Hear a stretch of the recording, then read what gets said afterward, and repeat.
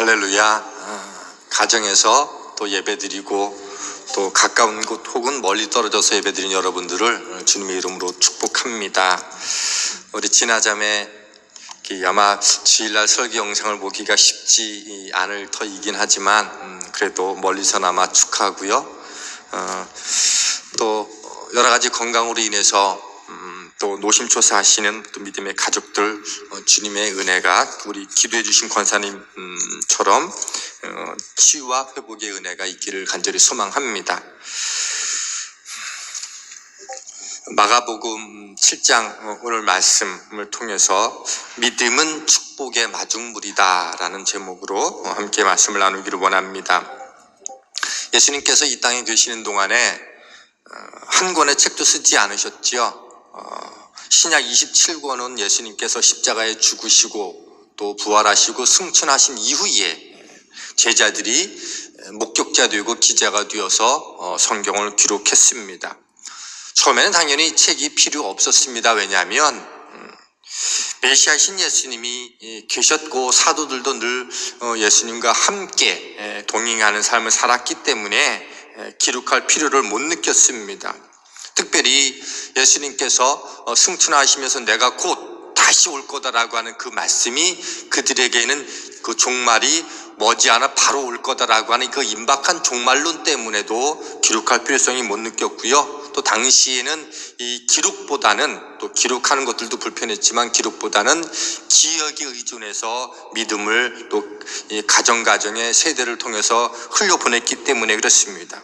그런데 어느 날 제자들이 목격했던 제자들이 사도들이 이 순교길을 걸어가기 시작했고 또 이 기독교 역사 속에서 수많은 이단들이 나타나기 시작을 하면서 그 교회가 위협을 받게 됐죠.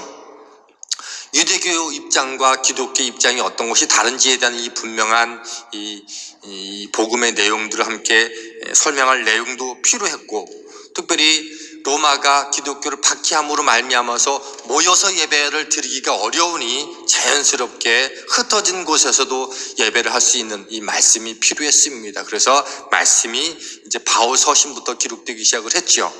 그리고 나서 이 사복음서는 예수님의 일대기를 예수님께서 하신 말씀과 사건 내용을 중심으로 기록했는데 학자들은 이 마가복음이 제일 먼저 쓰여졌다고도 말을 합니다.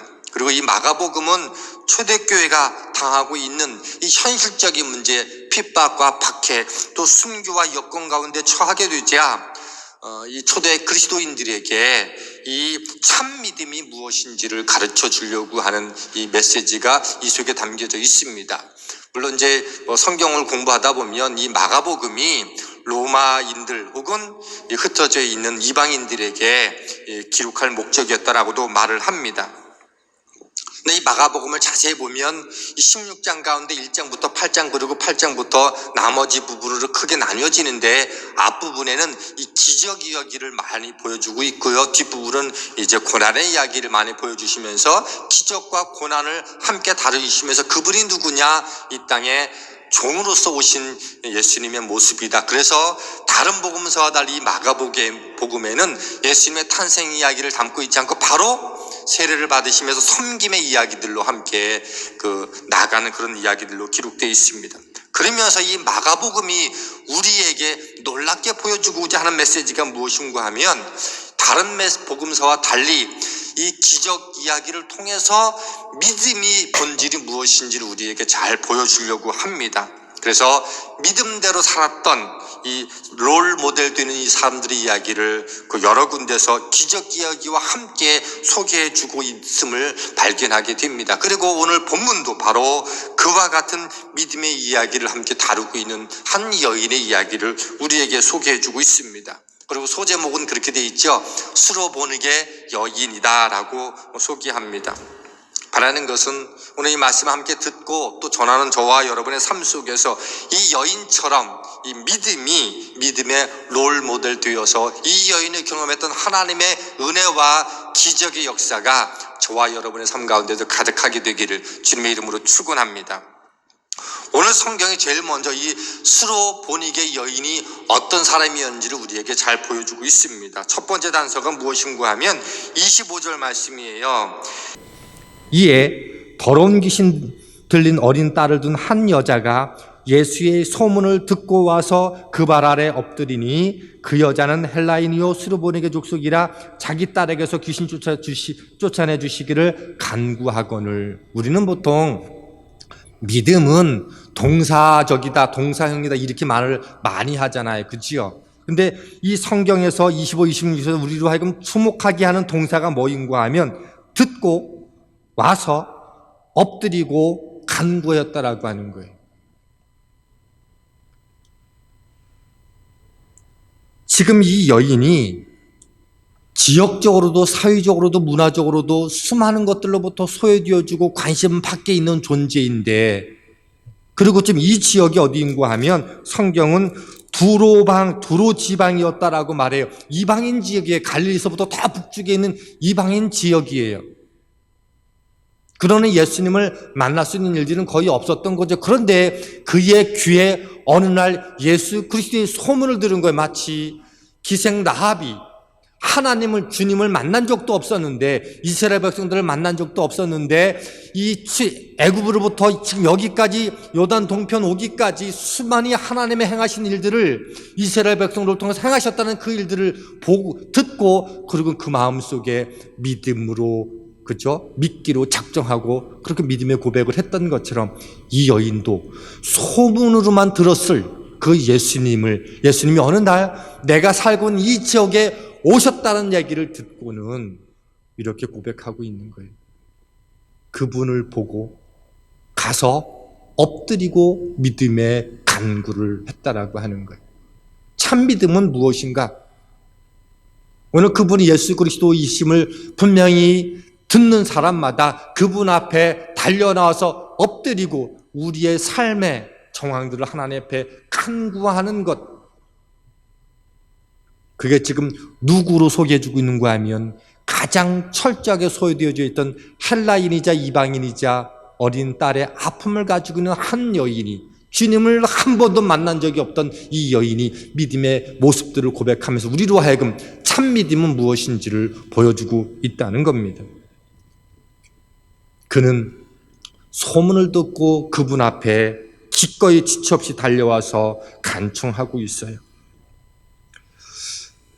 오늘 우리는 이미 예수님을 잘 알고 있고 또 많이 배웠고 머리로도 가슴으로도 그분과 함께 동행하고 있는 삶을 산다고 말하고 있는데, 정말 내 안에 이 여인과 같은 참 믿음이 오늘 우리 안에 존재하고 있는가 한번 되새기고 살펴볼 수 있으면 좋겠습니다.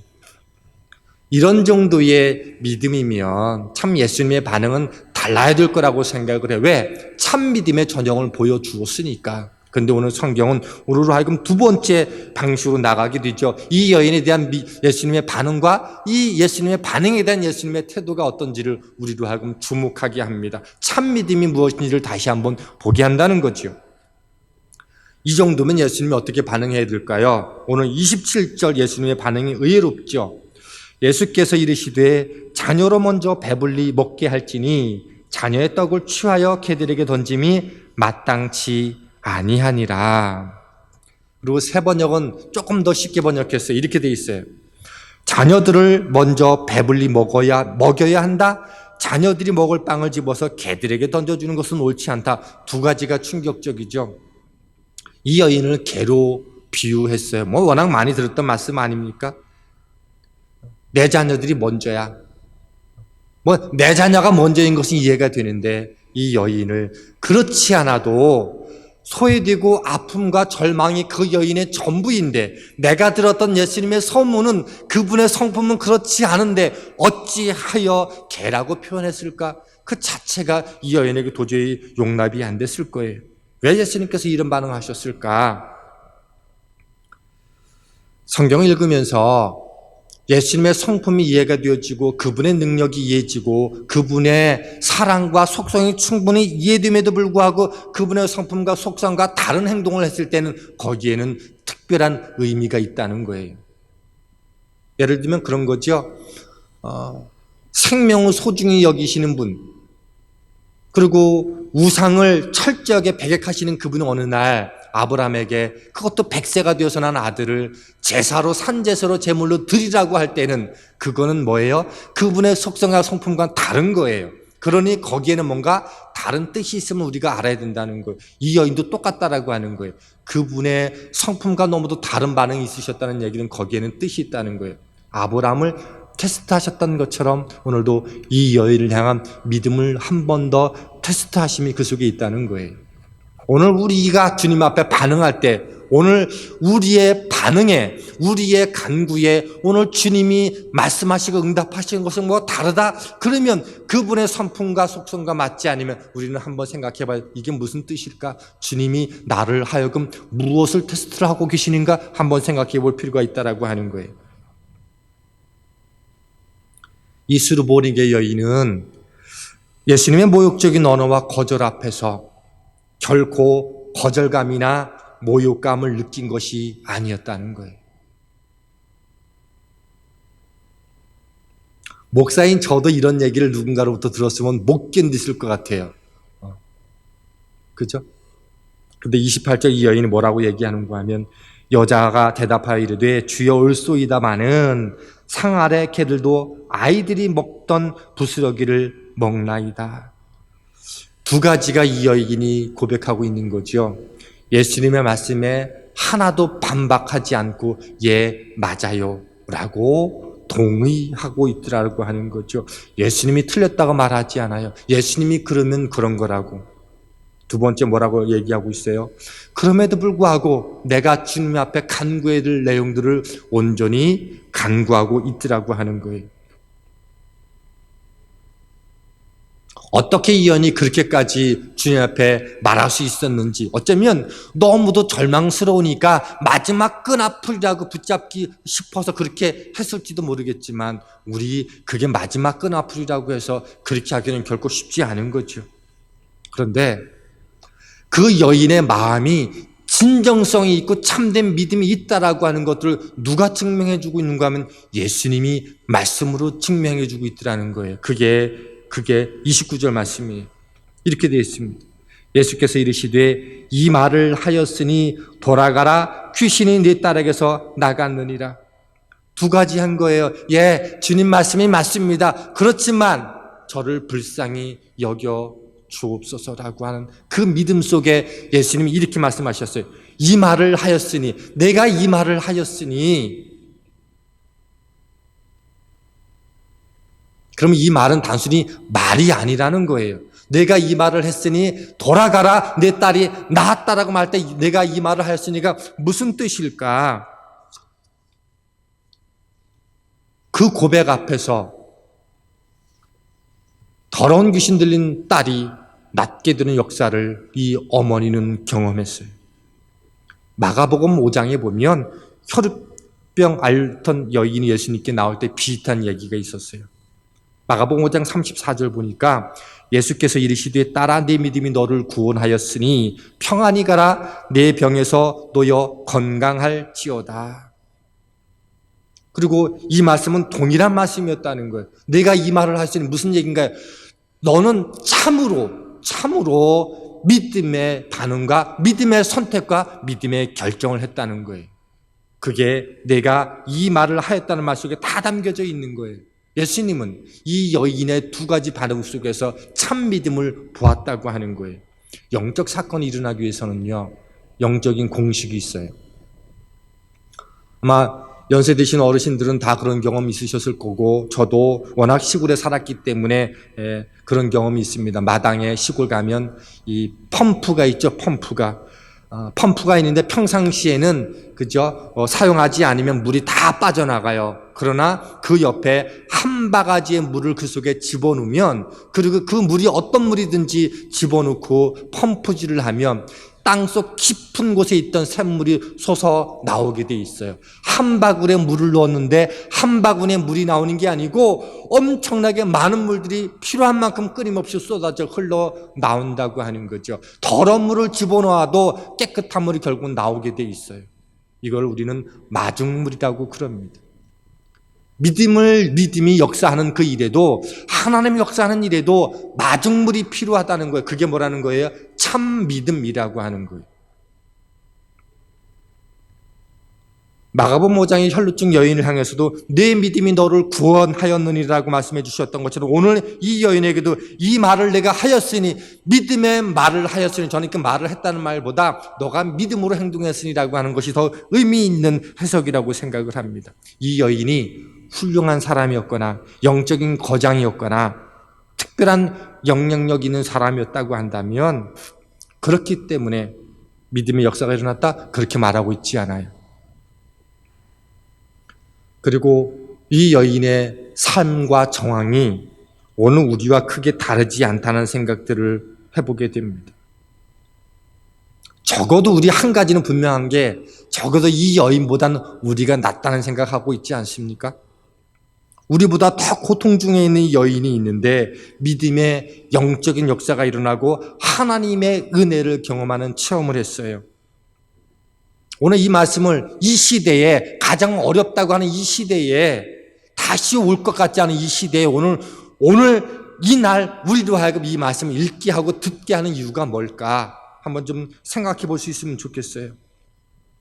너희 안에 이 믿음이 있니? 너희 안에도 이 수로보니게 여인이 가졌던 놀란 은혜와 역사가 처음 되기를 원치 않느냐라고 물으신 것 같지 않습니까? 그리고 이 여인이 가졌던 이 믿음이 우리 안에도 함께 있기를 원하시는 그 주님의 간절함이 저는 오늘 메시지 속에 함께 담겨 있다고 생각합니다.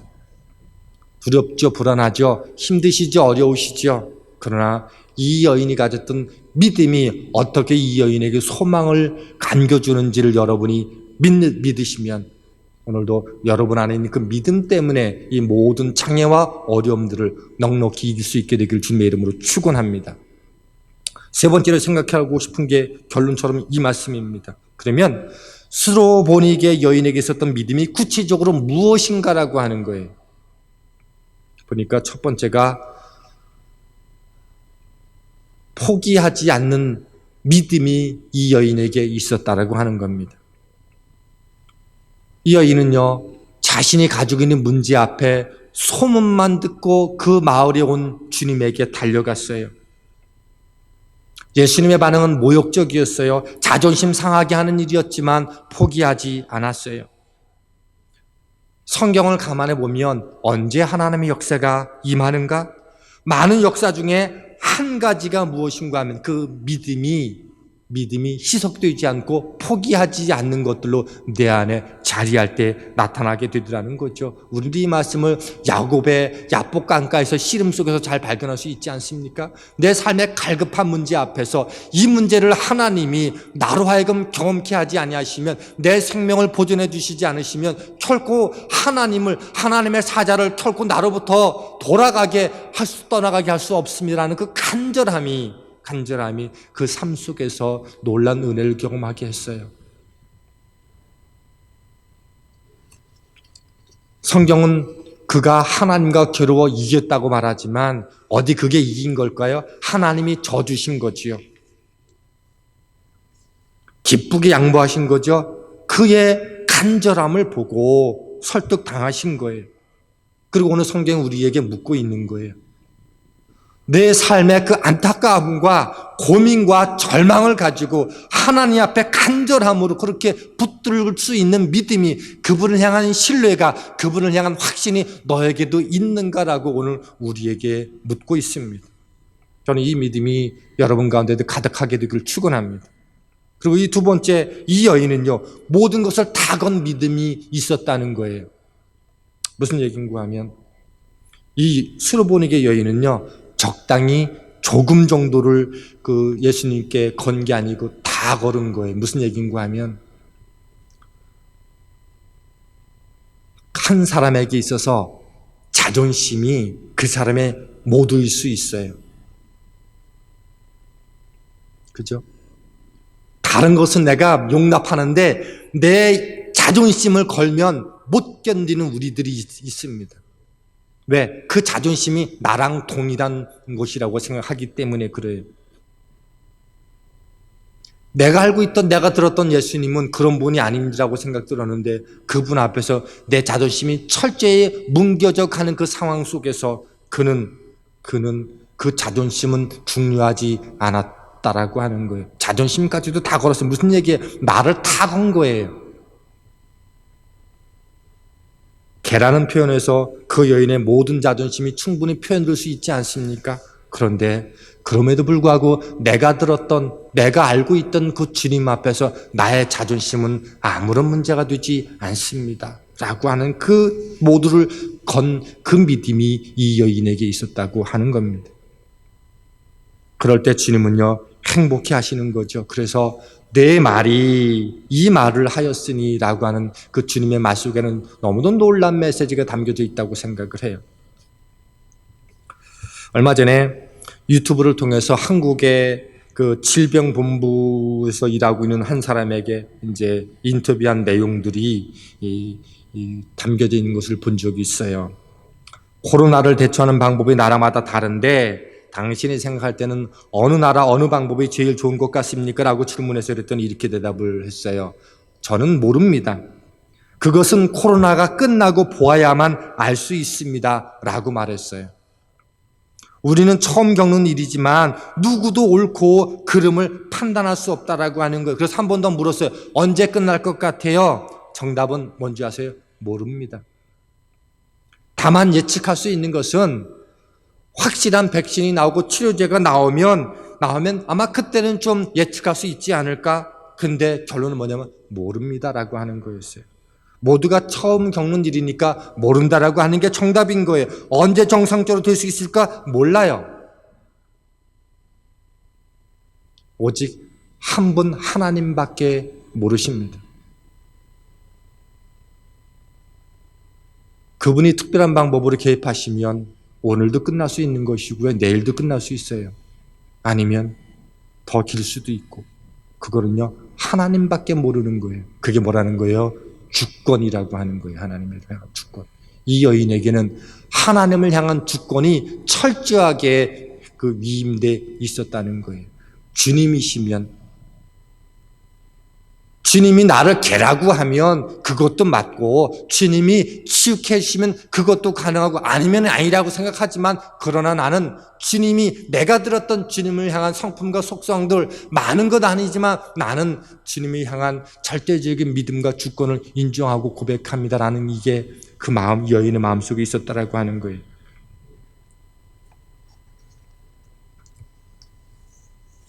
이 여인은 소외되었고 인정받지 못했고 말할 수 없는 고통 가운데 있었던 여인이었어요. 이 스로보닉의 여인만 그런 것은 아니지요.